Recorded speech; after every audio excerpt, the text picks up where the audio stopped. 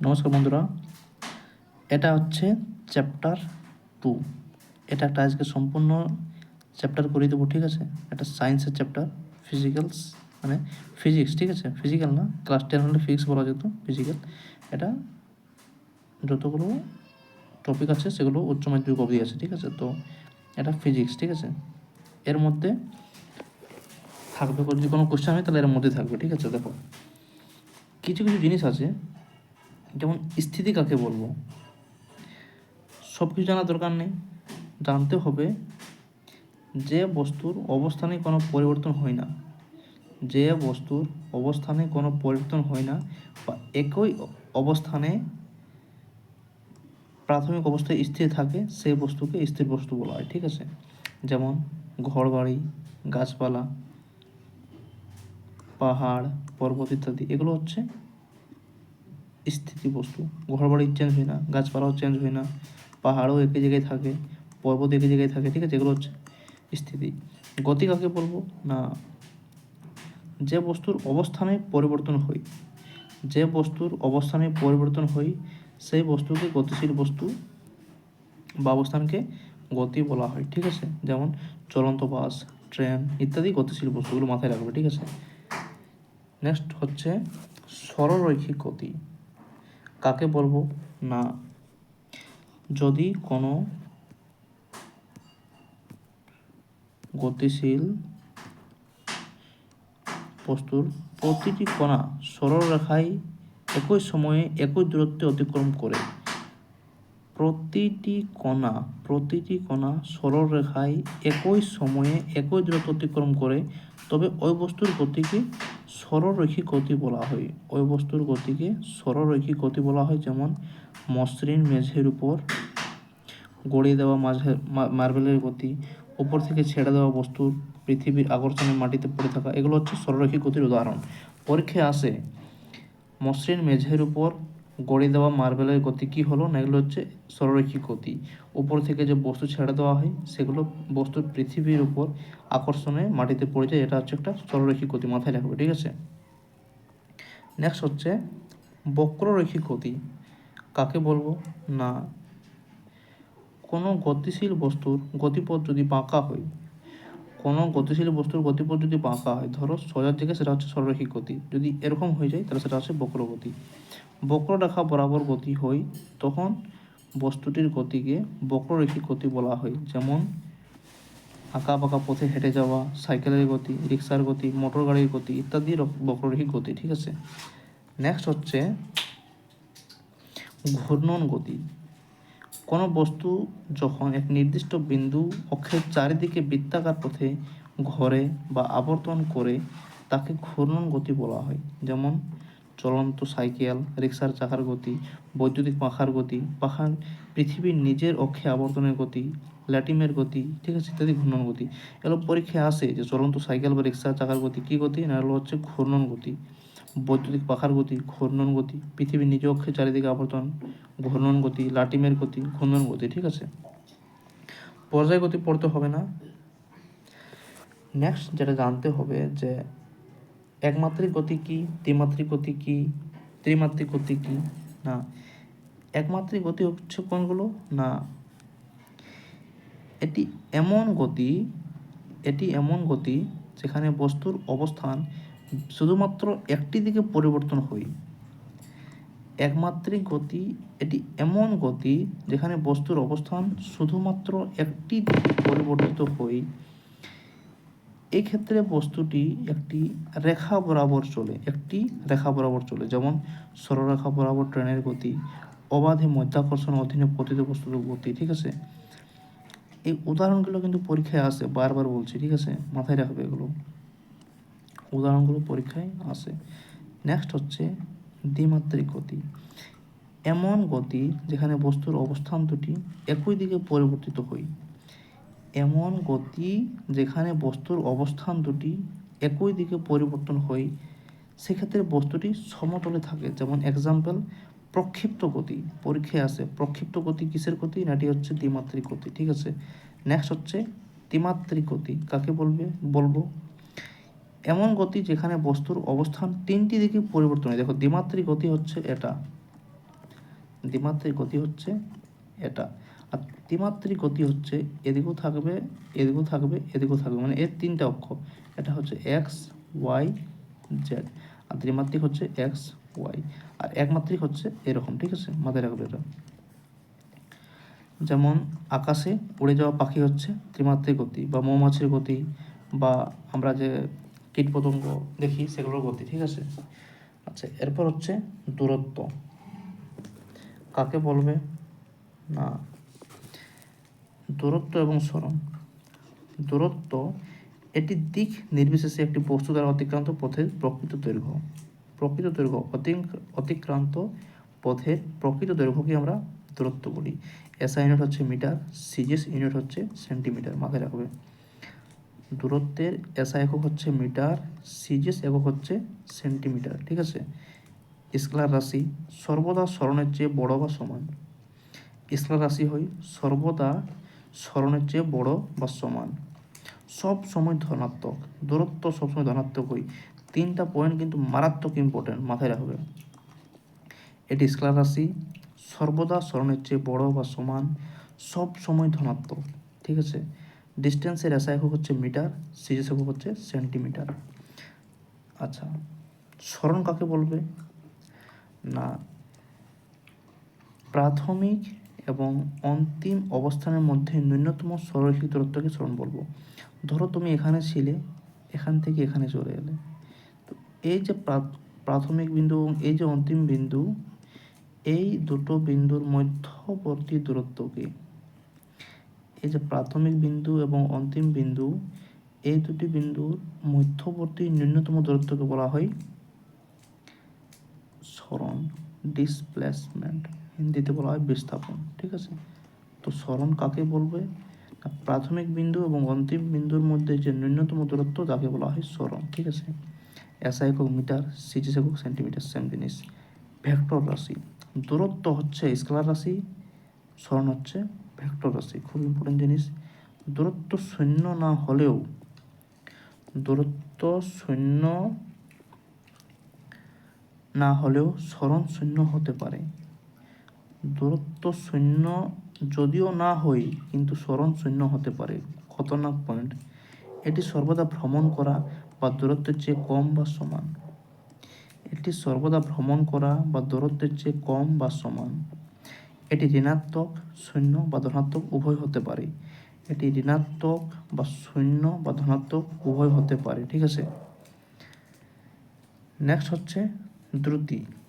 কাকে বলবে দ্রুতি না সময়ের সাপেক্ষে কোনো বস্তুর দূরত্ব, সময়ের সাপেক্ষে, সময় সাপেক্ষে কোনো বস্তুর দূরত্ব অতিক্রম করার হারকে দ্রুতি বলা হয়। সময়ের সাপেক্ষে কোনো বস্তুর দূরত্ব অতিক্রম করার হারকে দ্রুতি বলা হয়। মানে দূরত্ব বাই সময়, এটাকে বলা হচ্ছে দ্রুতি, এটাকে বেগও বলা হয়, ঠিক আছে। দ্রুতি মানে হচ্ছে দূরত্ব বাই সময়। স্কেলার রাশি একক হচ্ছে মিটার পার সেকেন্ড। দূরত্ব একটি স্কেলার রাশি, এরকম হচ্ছে মিটার পার সেকেন্ড। গতিবেগ, গতিবেগ কাকে বলবে যেটা বেগ, এই দূরত্ব বাই সময়কে, সময়ের সাপেক্ষে কোনো বস্তু সরণের হারকে বেগ বা গতিবেগ বলা হয়। গতিবেগ মানে সরণ বাই সময়, ঠিক আছে। নেক্সট হচ্ছে কি, এটা একটা মেজর জিনিস যে গতি একটি ভেক্টর রাশি, ঠিক আছে। গতিবেগ একটি ভেক্টর রাশি, একক হচ্ছে মিটার পার সেকেন্ড। ঋণাত্মক, শূন্য, ধনাত্মক সব কিছুই হতে পারে। দূরত্ব শূন্য না হলেও সরণ শূন্য হতে পারে, আর গতিবেগ ঋণাত্মক, শূন্য, ধনাত্মক সব কিছু হতে পারে। সমবেগ কাকে বলবে কোনো বস্তু সমান সময়ের অবকাশে, কোনো বস্তু সমান সময়ের অবকাশে যদি সমান সরণ অতিক্রম করে তাহলে সেই বস্তুটিকে সমবেগে গতিশীল বলা হবে। তাহলে পরীক্ষায় আসতে পারে বস্তুটি সমবেগে গতিশীল হলে সেটা কি হবে না সমবেগ থাকবে, ঠিক আছে। অসমবেগ কী হবে কোনো বস্তু সমান সময়ের অবকাশে যদি ভিন্ন ভিন্ন সরণ অতিক্রম করে তবে যেটাকে বলা হয় অসমবেগ গতিশীল। খুব বেশি পরীক্ষায় আসবে না, পরীক্ষায় আসবে ত্বরণ। ত্বরণ কী জিনিস না বেগের পরিবর্তনের হারকে ত্বরণ বলা হয়, এই পয়েন্টটা মাথায় রাখতে হবে। বেগ পরিবর্তনের হারকে বলা হয় ত্বরণ। ভেক্টর রাশি একক হচ্ছে মিটার পার সেকেন্ড স্কোয়ার। এর মান ঋণাত্মক, শূন্য, ধনাত্মক উভয় হতে পারে। যদি এর মান ধনাত্মক হয় তবে ত্বরণ বলা হয়, যদি মানটি শূন্য হয় তবে সেটিকে বস্তুটি সমবেগে গতিশীল বলা হয়, এবং মানটি যদি ঋণাত্মক হয়ে যায় তাহলে সেটিকে বলা হয় মন্দন। ত্বরণ জিনিসটা খুব ভালোভাবে বোঝে নাও। যদি পজিটিভ হয় তাহলে সেটা হচ্ছে ত্বরণ, পজিটিভ হলে সেটা হচ্ছে ত্বরণ, নেগেটিভ হলে সেটা হচ্ছে সমবেগ, নেগেটিভ হলে সেটা হচ্ছে সমবেগ। যদি শূন্য হলে সেটা হচ্ছে সমবেগ, যদি ঋণাত্মক হয় সেটা হচ্ছে মন্দন, সেটা হচ্ছে মন্দন। ঠিক আছে, তিনটা জিনিস জেনে নেবে, খুব ইম্পর্টেন্ট জিনিস। নেক্সট যেটা হচ্ছে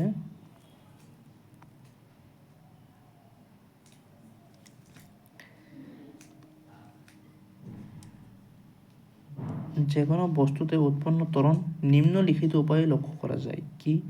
বস্তুটি বিশ্রামকালে থাকলে বল প্রয়োগে এটি গতি শুরু করতে পারে, বিশ্রামকালে থাকলে বল প্রয়োগে এটি গতি শুরু করতে পারে, বস্তুটি চলমান থাকলে বল প্রয়োগে এটি বন্ধ হতে পারে।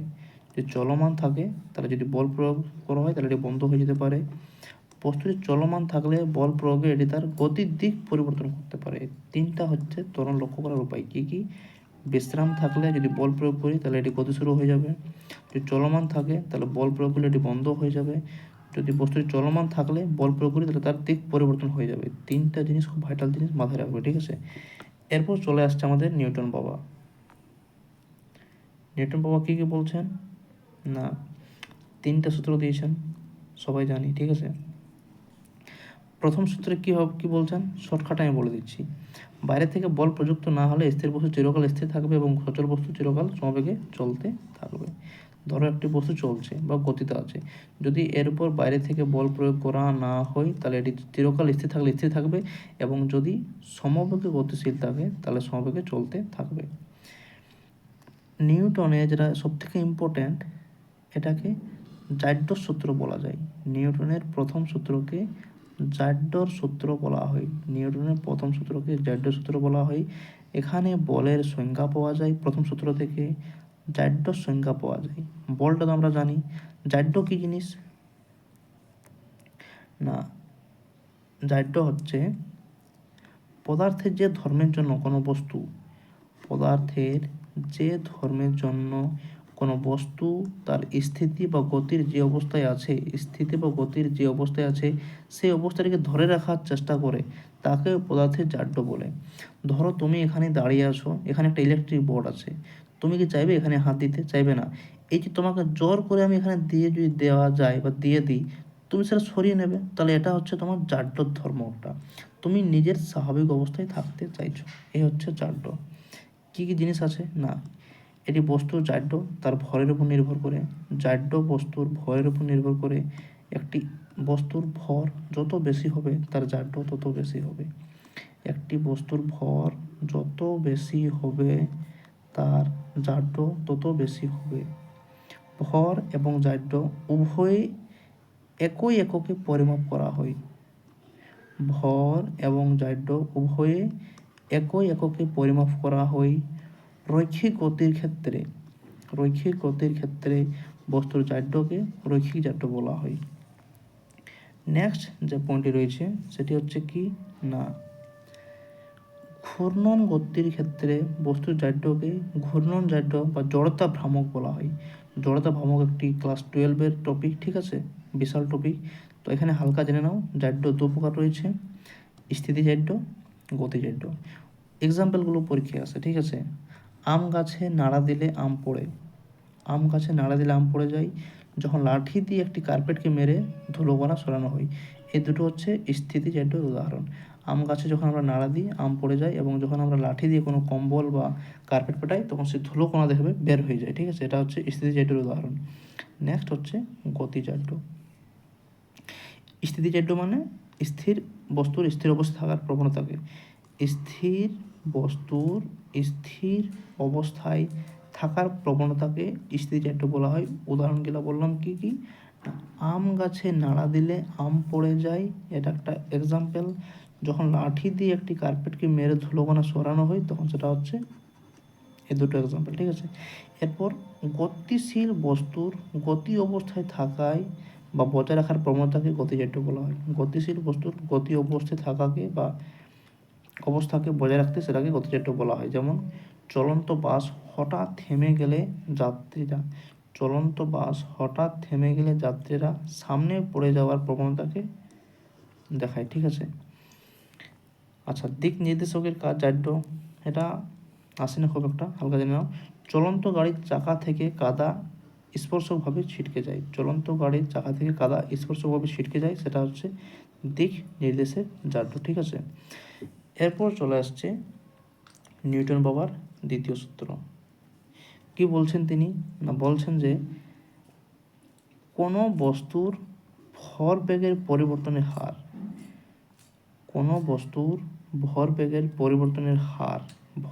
পরিবর্তনের যে হারটা বস্তুর উপর প্রযুক্ত বলের সমানুপাতিক এবং বল যেদিকে ক্রিয়া করে ভরবেগের পরিবর্তন সেদিকে ঘটে। দেখো, এটা এতদিন মুখস্থ করে আসো, আমি এটা ভালোভাবে প্রমাণ করে দিচ্ছি, ঠিক আছে। ভরবেগের যে পরিবর্তনটা হয়, ধরো এই একটা হচ্ছে বস্তু, এর উপরে এফ বল প্রয়োগ করে দিলে, ঠিক আছে, তাহলে এর একটা ভরবেগের পরিবর্তন হবে। তো ধরো ভরবেগের পরিবর্তন হচ্ছে m1 থেকে m2, ঠিক আছে। এটা হচ্ছে পরিবর্তনটা। আরেকটা জিনিস কি বলছেন, যে বলটা ধরো যদি এদিকে প্রয়োগ হয় তাহলে বস্তুর ভরবেগের পরিবর্তনটাও এদিকেই হবে, ঠিক আছে, মানে আমি বলতে চাইছি এখানে যেটা ছিল সেটা এখানে হয়ে যাবে, ঠিক আছে। যদি বল এদিকে প্রয়োগ হয় তাহলে ভরবেগের পরিবর্তনটাও এদিকে হবে। তিনি কি বলছেন? তিনি বলছেন যে ত্বরণ সমানুপাতিক বল বাই ভর। তাহলে দেখো, তিনি বলছেন যে ত্বরণ সমানুপাতিক বল বাই ভর।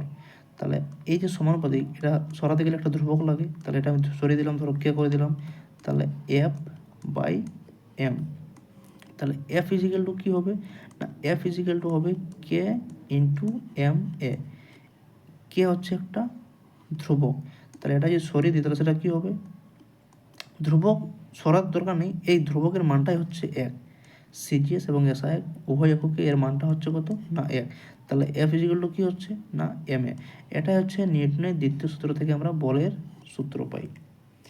তিনি বলছেন যে বল যেদিকে পরিবর্তন করা হবে ভরবেগের পরিবর্তনটাও সেদিকে হবে, এবং যতটা বল প্রয়োগ করা হবে ততটাই ভরবেগের পরিবর্তন হবে। এটাই হচ্ছে জিনিস, এটাই হচ্ছে বলের সুইং আউট, ঠিক আছে। তো চলে যাব নেক্সট টপিকে।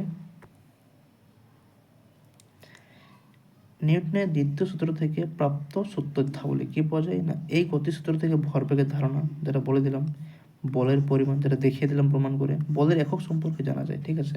আচ্ছা, এরপর জানতে হবে ভরবেগ কী জিনিস। শুধু রটলেই হবে না, জানতে হবে ভরবেগ কী জিনিস, ঠিক আছে।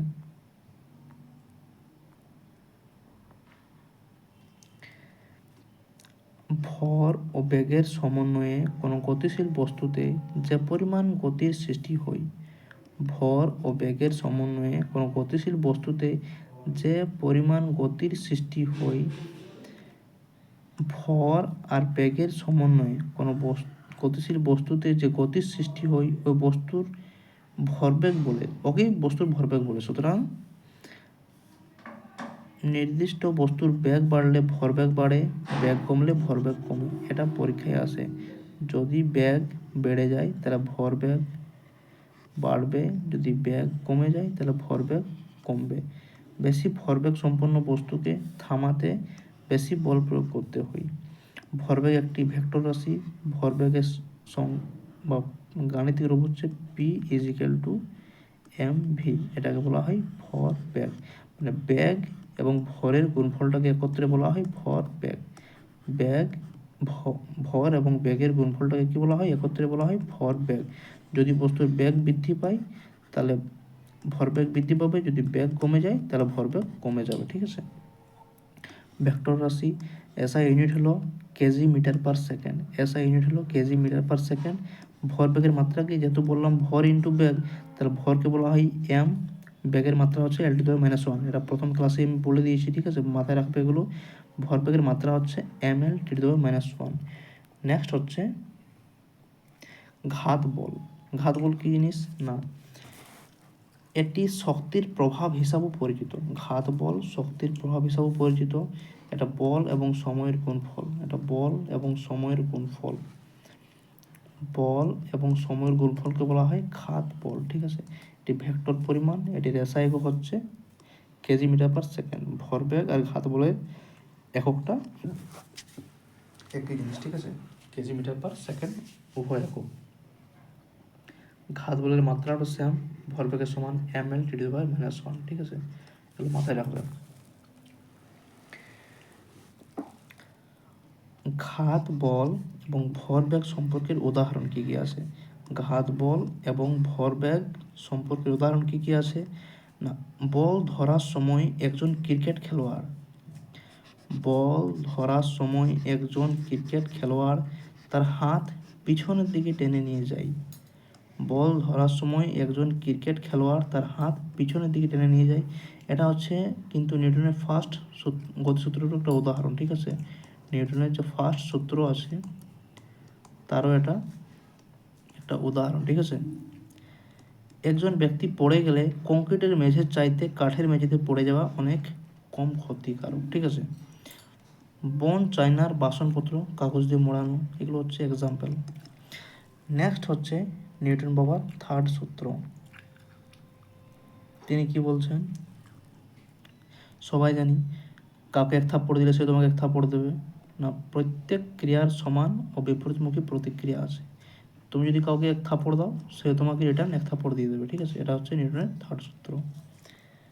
নেক্সট তিনি কি বলছেন না, ক্রিয়া এবং প্রতিক্রিয়া বল সবসময় দুটি ভিন্ন বস্তুর উপর কাজ করে। ক্রিয়া এবং প্রতিক্রিয়া বল সবসময় দুটি ভিন্ন বস্তুর উপর কাজ করে। তারা সর্বদা মাত্রা সমান এবং বিপরীত দিকে কাজ করে। তারা সর্বদা মাত্রা সমান এবং বিপরীত দিকে কাজ করে, ঠিক আছে। তারা কখনোই একে অপরের প্রভাবে বাতিল করে না। ধরো তুমি যদি কাউকে F21 বল দিলে সে তোমাকে নিউটনের থার্ড সূত্র হিসাবে -F21 বল দেবে, কারণ সমান ও বিপরীত প্রতিক্রিয়া ফেরত দেবে। বিপরীত, তুমি যদি কাউকে প্লাস দাও তাহলে সে তোমাকে মাইনাস দেবে, কিন্তু -21 দেবে, ঠিক আছে। সমান প্রতিক্রিয়া, ঠিক আছে, প্রতিক্রিয়া সমান ও বিপরীত প্রতিক্রিয়া আছে, এটাই হচ্ছে নিউটনের থার্ড সূত্র। কি কি উদাহরণ দিয়েছেন তিনি, যখন একটি বন্দুক থেকে গুলি চালানো হয় তখন বুলেটের উপর প্রয়োগ করা শক্তি বন্দুকের উপর প্রয়োগ করা প্রতিক্রিয়ার শক্তির সমান। যখন একটি বন্দুক থেকে গুলি চালানো হয় তখন বুলেটের উপর প্রয়োগ করা শক্তি বন্দুকের উপর প্রয়োগ করা প্রতিক্রিয়া শক্তির সমান। পাখি বাতাসে শক্তি প্রয়োগ করে সামনের দিকে উড়ে যায়। পাখি বাতাসে শক্তি প্রয়োগ করে সামনের দিকে উড়ে যায়। পাখি বাতাসে শক্তি প্রয়োগ করে সামনের দিকে উড়ে যায়, ঠিক আছে। থার্ড সূত্র থেকে কিছু প্রাপ্ত তথ্যাবলী আছে, ঠিক আছে, যেমন ভরবেগ সংরক্ষণের নীতি রকেটের বা জেট প্লেনের কার্যকরী নীতিতে গতিসূত্রের উপর প্রতিষ্ঠাতা। ভরবেগ সংরক্ষণের নীতি খুব ইম্পর্টেন্ট জিনিস, নিউটনের গতিসূত্রের উপর প্রতিষ্ঠিত। এই থার্ড যে সূত্র রয়েছে এর উপরেই প্রতিষ্ঠিত। নিউটনের থার্ড গতিসূত্র থেকে আমরা জানতে পারি যে একক বিচ্ছিন্ন বল বলে কিছুই নেই। বল সর্বদা দ্বৈতভাবে অবস্থান করে। এটিকে ক্রিয়া এবং অপরটিকে প্রতিক্রিয়া বলা হয়। ক্রিয়া প্রতিক্রিয়া সমান ও বিপরীতমুখী হলেও পরস্পরকে প্রতিমিত করতে পারে না, কারণ ক্রিয়া ও প্রতিক্রিয়া একযোগে একই বস্তুর উপর প্রযুক্ত হয় না। আচ্ছা, ভরবেগ সংরক্ষণের কিছু সিস্টেম রয়েছে, ঠিক আছে, যেমন বন্দুকের প্রতিক্ষেপণ, রকেটের প্রপালশন, ঠিক আছে। আচ্ছা, এরপর এখানে অভিকেন্দ্র এবং অপকেন্দ্র বলে একটা পার্থক্য দেওয়া রয়েছে, জেনে নেওয়া ভালো জিনিস। কি কি বলা হয়েছে না, অভিকেন্দ্র বল একটি বৃত্তাকার গতির জন্য দায়ী বল, আর অপকেন্দ্র বল একটি কেন্দ্রীভূত শক্তির ফলাফল। কেন্দ্রীভূত শক্তির ফলাফল ফার্স্ট পয়েন্ট। অভিকেন্দ্র বল বৃত্তাকার গতির জন্য দায়ী বল। অভিকেন্দ্র বল কেন্দ্রের দিকে কাজ করে, সর্বদা বেগের সাথে লম্বভাবে কাজ করে, বাস্তব শক্তি, সুতোয় বাঁধা পাথর ঘোরানো, পৃথিবী সূর্যের চারিদিকে ঘোরা, এগুলো হচ্ছে এক্সাম্পল। বাঁকের মুখে গাড়ি দ্রুত গতিতে বাঁক নেওয়ার জন্য রাস্তার কৃত্রিম ঢাল, এগুলো হচ্ছে এক একটা এক্সাম্পল। ঠিক আছে, কি কি না, সুতোয় বাঁধে পাথর ঘোরানো, পৃথিবী সূর্যের চারিদিকে ঘোরা, বাঁকের মুখে গাড়ি দ্রুত গতিতে বাঁক নেওয়ার সময় রাস্তার কৃত্রিম ঢাল, এগুলো হচ্ছে এক্সাম্পল। অভিকেন্দ্র বল বৃত্তাকার গতির জন্য দায়ী বল, কেন্দ্রের দিকে কাজ করে, সর্বদা লম্বভাবে কাজ করে। অপকেন্দ্র বল কেন্দ্রীভূত শক্তির ফলাফল, কেন্দ্রের দিকে কাজ করে, সর্বদা বেগের সাথে লম্বভাবে কাজ করে। ছদ্ম শক্তি, ওয়াশিং মেশিন, ড্রায়ার, এগুলো এক্সাম্পল। ওয়াশিং মেশিন, ড্রায়ার, একটি মিক্সারের দুধ থেকে ক্রিম আলাদা করা, মরণকূপে মোটরসাইকেল ঘোরানো, মরণকূপে মোটরসাইকেল ঘোরানো, এগুলো হচ্ছে সব অপকেন্দ্র বলের এক্সাম্পল। ঠিক আছে, এটা হচ্ছে আমাদের লাস্ট পয়েন্ট, অভিকেন্দ্র ত্বরণ আর অভিকেন্দ্র বল। অভিকেন্দ্র ত্বরণ হচ্ছে বেগ হোল স্কয়ার। অভিকেন্দ্র ত্বরণ হচ্ছে বেগের হোল স্কয়ার বাই ব্যাসার্ধ। অভিকেন্দ্র ত্বরণের সূত্র হচ্ছে বেগের হোল স্কয়ার বাই ব্যাসার্ধ, এবং অভিকেন্দ্র বলের সূত্র হচ্ছে ভর ইন্টু বেগের হোল স্কয়ার, ভর ইন্টু বেগের হোল স্কয়ার বাই ব্যাসার্ধ। এটা মাথায় রাখতে হবে। অভিকেন্দ্র ত্বরণ হচ্ছে বেগের হোল স্কয়ার বাই ব্যাসার্ধ, এবং অভিকেন্দ্র বল হচ্ছে একটি ভর গুণ থাকবে ইন্টু সেম বেগের হোল স্কয়ার বাই ব্যাসার্ধ। তো এই হচ্ছে আজকের ক্লাস। ঠিক আছে, তো তোমরা এগুলো ভালোভাবে করে নেবে। যতগুলো করালাম আমি পিডিএফ দিয়ে দেবো গ্রুপে। যদি কেউ নতুন থাকো তাহলে অবশ্যই হোয়াটসঅ্যাপ গ্রুপে অ্যাড হয়ে যাবে। আমি হোয়াটসঅ্যাপ গ্রুপের লিঙ্ক ডেসক্রিপশন বক্সে দিয়ে দিচ্ছি। এগুলো সব গ্রুপে আমি দিয়ে দেবো পিডিএফটা, চিন্তা করো না, ভালোভাবে করো, সময় নষ্ট করো না। সময় বিশাল ইম্পর্টেন্ট জিনিস, সেভাবে নিজেকে প্রিপারেশন করো। ঠিক আছে, দেখা হবে পরবর্তী ক্লাসে। সবাইকে নমস্কার, জয় হিন্দ।